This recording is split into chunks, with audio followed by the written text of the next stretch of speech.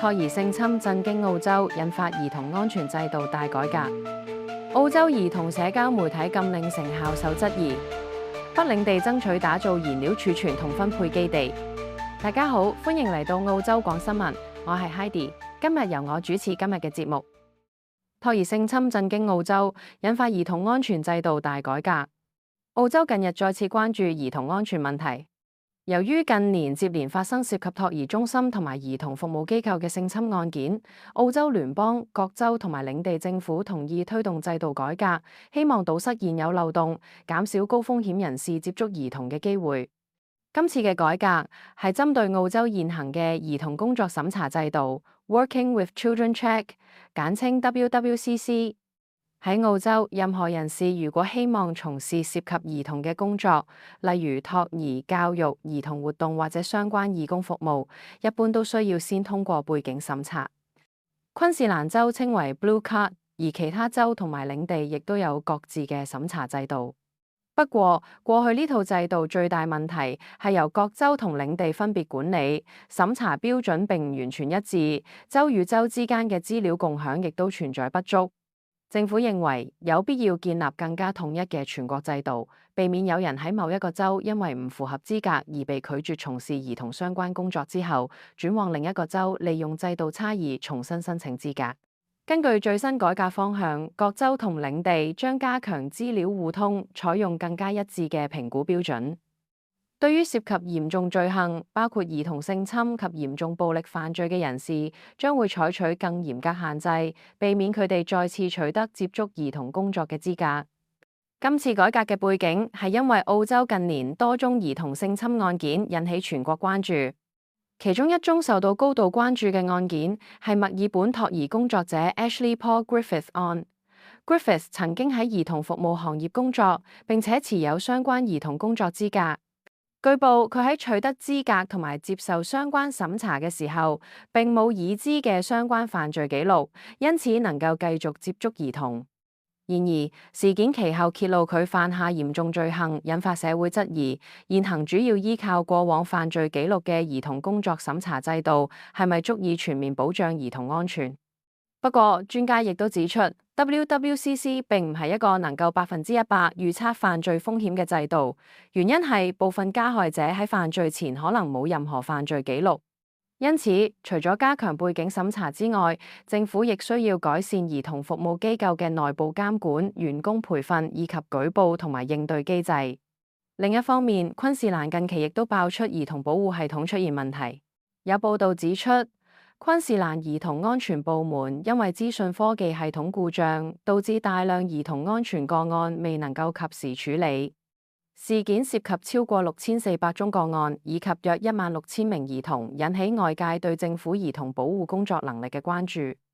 呢單事件令到社會再次討論，除咗防止唔適合人士接觸兒童之外，政府本身處理兒童危機個案嘅能力，同樣係保障兒童安全嘅重要一環。事實上，兒童安全一直係澳洲社會高度重視嘅議題。過去澳洲皇家委員會亦都曾經調查機構內兒童性侵問題，並提出多項改善建議，包括加強背景審查、改善資料共享，以及提升兒童服務機構嘅安全標準。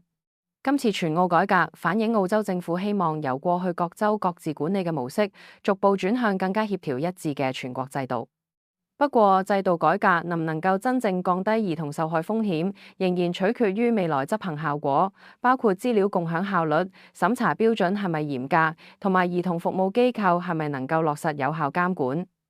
保障兒童安全並唔只係依靠一張工作許可證或者一次背景審查，而係需要政府、機構、工作人員以及整個社會共同建立一套更完善嘅制度。澳洲兒童社交媒體禁令成效受質疑。澳洲政府針對16歲以下兒童使用社交媒體嘅限制措施實施之後，首份大型成效評估近日公布。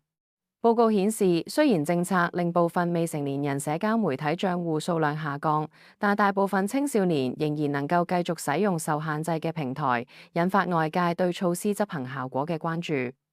澳洲互聯網安全監管機構 eSafety 喺7月31號公布最新研究結果。調查發現，喺限制措施實施大約3個月之後，超過80%10至15歲青少年仍然能夠使用受規管嘅社交媒體平台，包括 YouTube、Snapchat 同埋 TikTok 等。研究顯示，喺政策實施之前，約86%嘅受訪兒童表示曾經使用至少一個受到限制嘅社交媒體平台。限制措施實施3個月之後，使用比例仍然維持喺相近水平。另一方面，擁有社交媒體帳戶嘅10至15歲兒童比例，則由禁令前約52%下降至大約42%。報告指出，部分青少年仍然能夠繼續使用社交媒體，主要原因係部分平台嘅年齡驗證措施未能夠有效阻止未成年人登入。有受訪兒童表示，佢哋可以透過唔同方式繞過限制，例如提供虛假出生日期，或者平台未有要求進一步驗證年齡。澳洲政府表示，呢項政策嘅目標並唔係單純要求所有16歲以下人士完全離開網絡，而係要求社交媒體企業採取合理措施，防止未成年人輕易建立帳戶，並且提高平台對兒童網絡安全嘅責任。通訊部助理部長 Andrew Lee 表示，即使仍然有部分青少年成功繞過限制，政策已經令大量帳戶被關閉，亦提高家長同社會對兒童網絡安全問題嘅關注。政府認為，類似限制措施就如其他社會規範一樣，重點並非100%消除違規情況，而係降低整體風險。不過，最新數據亦都令到批評聲音增加。反對人士認為，如果超過80%青少年仍然可以使用相關平台，代表現行年齡驗證制度仍然存在明顯漏洞，政府需要重新檢討執行方式。部分科技公司亦都一直對澳洲相關政策提出質疑，認為單靠年齡限制未必能夠全面解決兒童網絡安全問題，同時可能涉及私隱、資料收集以及網絡自由等爭議。澳洲政府則表示會繼續加強監管，並且計劃提高對未能履行責任嘅科技公司嘅處罰力度，同時賦予監管機構更大調查權力，要求平台證明自己已經採取足夠措施阻止未成年人使用服務。呢份最新評估反映，澳洲作為全球首個推出16歲以下社交媒體限制措施嘅國家，政策效果仍然處於觀察階段。未來點樣喺保護兒童安全、科技企業責任同埋保障網絡自由之間取得平衡，將繼續成為社會關注焦點。北領地爭取打造燃料儲存同分配基地。澳洲北領地政府近日提出一項能源安全計劃，希望將 East Arnhem Land 嘅 Gulf 半島嘅現有工業設施轉型，打造澳洲重要燃料儲存同埋分配基地，並呼籲聯邦政府提供支持。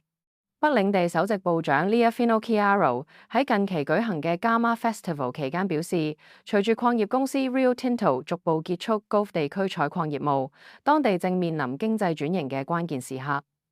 佢希望聯邦政府把 Gulf 納入澳洲燃料安全儲備計劃，避免現有基建被拆除，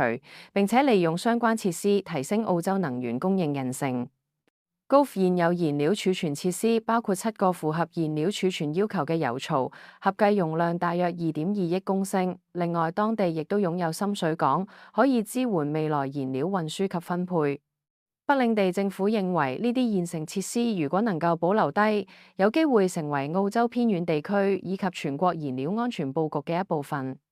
北領地政府指出，聯邦政府目前正推動澳洲燃料安全儲備計劃，目標建立包括柴油同航空燃料在內嘅戰略儲備。因此 Gulf 嘅現有基建可能符合未來燃料儲存需求。不過，呢項計劃亦都存在時間壓力。由於 Rio Tinto 正計劃逐步退出 Gulf 嘅採礦業務，相關設施未來可能面臨停用甚至拆除。北領地政府表示，需要喺2027年前後作出決定，以確定呢啲資產係咪能夠轉作其他用途。除咗能源安全，北領地政府亦都希望透過呢項轉型計劃，為當地創造新嘅經濟機會。Gulf 過去長期依靠採礦業發展，如果礦業活動結束，當地居民可能面對工作機會減少同埋經濟活動下降嘅問題。因此，政府希望透過燃料基地、港口運輸以及相關嘅產業，維持區內就業。呢項計劃亦都涉及原住民土地權益。北領地政府表示，當地傳統土地擁有人亦都參與討論，希望喺保留原住民土地權利嘅同時，推動未來投資同埋經濟發展。支持者認為，澳洲長期依賴進口燃料，國際局勢變化可能影響供應，因此增加本土燃料儲備能力，有助提升國家安全。不過，呢項建議目前仍然需要聯邦政府評估，包括資金安排、設施改造成本以及長遠營運模式。北領地政府目前已經向總理 Anthony Albanese 提出要求，希望聯邦政府參與投資，將 Gulf 從一個逐漸退場嘅礦業城鎮轉型成澳洲能源安全網絡中嘅重要一環。好，今日嘅節目又結束啦，多謝大家收睇澳洲廣新聞，我係 Heidi，我哋下次再見。